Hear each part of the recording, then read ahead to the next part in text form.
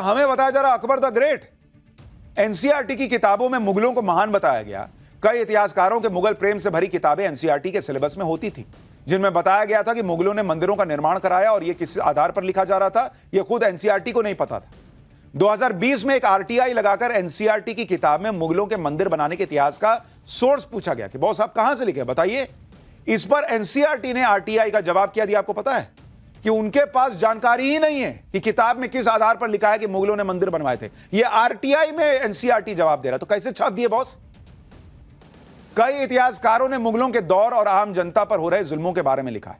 इतिहासकार के.एस. लाल ने अपनी किताब theory and practice of Muslim state in India में लिखा है कि साल 1000 से लेकर साल 1500 के बीच भारत की आबादी 20 करोड़ से घटकर 17 करोड़ हो गई। मुगलों के अत्याचार, आम लोगों की हत्या, लोगों के पलायन की वजह से 3 करोड़ आबादी उस समय कम हो गई। 3 करोड़। अमेरिकन इतिहासकार विल डुरंट ने मुगलों के शासन को इतिहास की सबसे खूनी घटना तक बताया। यानी भारत समेत दुनिया के इतिहासकार मानते हैं कि मुगलों का दौर क्रूरता, बर्बरता और खूनी घटनाओं से भरा हुआ था।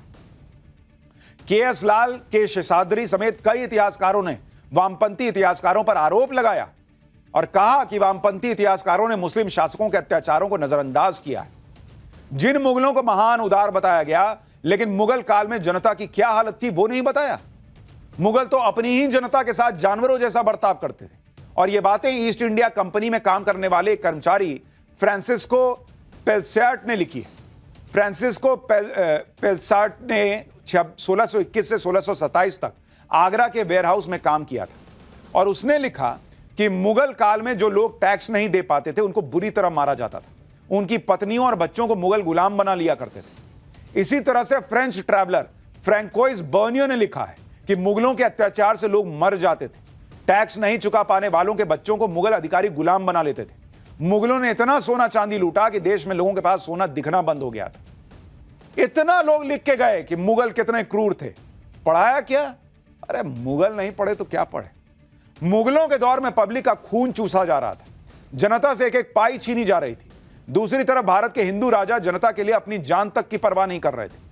आप खुद देखिए, मुगलों के साथ युद्ध के दौरान महाराणा प्रताप ने कई मुश्किलों का सामना किया। खुद मुश्किल में होने के बाद भी महाराणा प्रताप अपनी शरण में आए लोगों की रक्षा करते थे। 1660 के आसपास देश में भीषण अकाल पड़ा। उस समय महाराणा प्रताप के पोते महाराणा राज सिंह ने राजसमंद झील का निर्माण कराया, जिससे लोगों को पानी मिल सके और साथ ही रोजगार पैदा किया जा सके। रानी अहिल्याबाई ने लगातार जनता की भलाई के लिए काम किया। जनता को जल्दी न्याय मिल सके, इसके लिए ऐसा न्यायिक तंत्र बनाया जहां पक्षपात नहीं होता था। रानी अहिल्याबाई खुद हर दिन जनता की समस्याओं को सुनती थी, उनका समाधान करती थी। रानी अहिल्याबाई ने गरीबों, विधवा महिलाओं, बेसहारा बच्चों के लिए कई योजनाएं शुरू की थी। इनमें से कितनों के बारे में आपके बच्चों को पता है? पूछिए जरा जाके बच्चे से कि रानी अहिल्याबाई के बारे में पता है तुमको? लेकिन इस तरह की चीजें पढ़ाई गई। और भाई, आप मुगलों से भारत के मुसलमान को क्यों जोड़ देते हो? क्यों आप सोचते हो कि आप मुगलों का सच नहीं बताओगे तो भारत का मुसलमान खुश होगा? क्यों आप सोचते हो कि भारत का सही इतिहास बताओगे तो आपका वोट बैंक छिटक जाएगा? सच बताओ। जो अब शुरू हो रहा है पाठशाला में, तो हमने इसमें से भाई चोल राजाओं का चैप्टर बताया, छत्रपति शिवाजी महाराज का पूरा इतिहास बताया, संभाजी महाराज के बारे में बताया, कितनों के बारे में हमने बताया। लेकिन पढ़ाओ बच्चों को भाई, सच तो पढ़ाओ।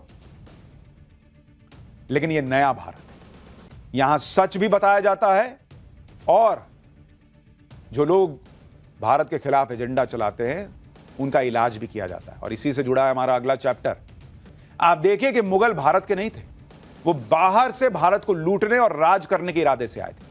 जबकि छत्रपति शिवाजी महाराज भारत में ही पैदा हुए और हिंदू राष्ट्र के लिए मुगलों से लड़े थे। मुगलों ने भारत में जमकर लूटपाट की, नरसंहार किए, देवी देवताओं के दर्शन पर टैक्स लगाया। छत्रपति शिवाजी महाराज ने मुगलों के अत्याचार का जवाब दिया, हिंदुओं को एकजुट किया।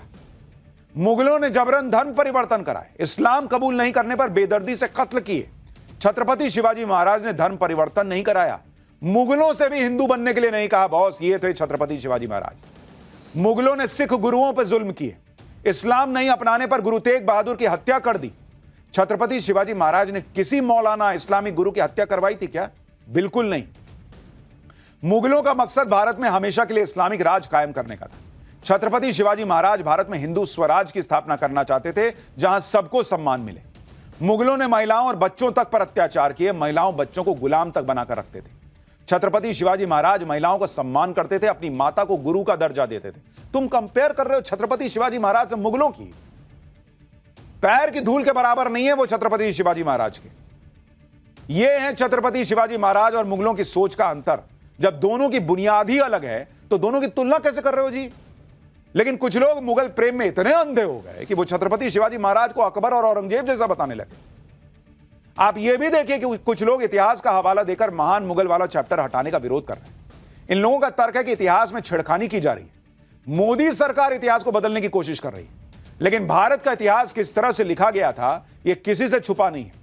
ब्रिटिश इतिहासकार सर फ्रेडरिक वाइट, जो 1920 से 1925 तक भारत की पहली केंद्रीय विधानसभा के पहले अध्यक्ष थे, उन्होंने भारत के इतिहास के बारे में क्या कहा था आपको पता है? सुनिए।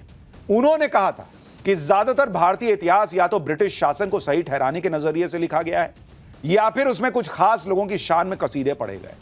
यानी ब्रिटिश इतिहासकार खुद मानते थे कि भारत का इतिहास कैसे तोड़ मरोड़ के पेश किया गया है, और जब उस इतिहास में सुधार करने की कोशिश होती है तो हंगामा कर रहे हैं लोग।